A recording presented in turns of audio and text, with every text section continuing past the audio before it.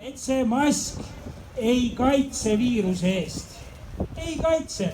Aga nüüd ilmus järsku kuskilt paar uudist, et mask on see püha leht, mida tuleb kanda igal võimalusel, isegi vahekorra ajal.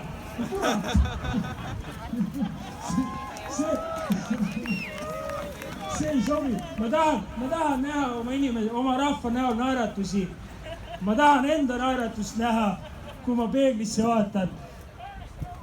Miks me takistame seda? Miks me piirame oma hapniku vaba voolu, oma hingamist? Muidugi.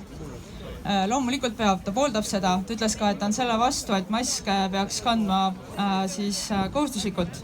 Aga ta ütles, et praegu selleks diskussiooniks ei ole nagu aega, et peab tegema otsuseid ja lihtsalt nii on. Aga mina mõtlen seda, et Eesti on ju nii väike, et mis mõttes meil ei ole aega, kas me ei või nagu võtta ühte päeva.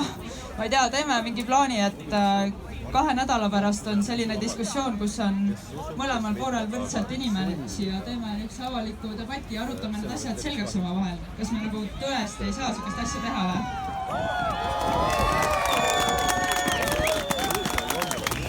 This world is testing me. Won't give up readily. This is my destiny. I won't quit till my heart stops ticking. Searching for the part that's missing. Seeking truth, I'm on a mission. I can see, I got that vision. In that your pain is faster. Your life just races past you. Wake up, the Matrix has you. Wake up, the Matrix has you. We are enslaved like cattle, held back with chains and shackles. Wake up, the Matrix has you. Wake up, the Matrix has you.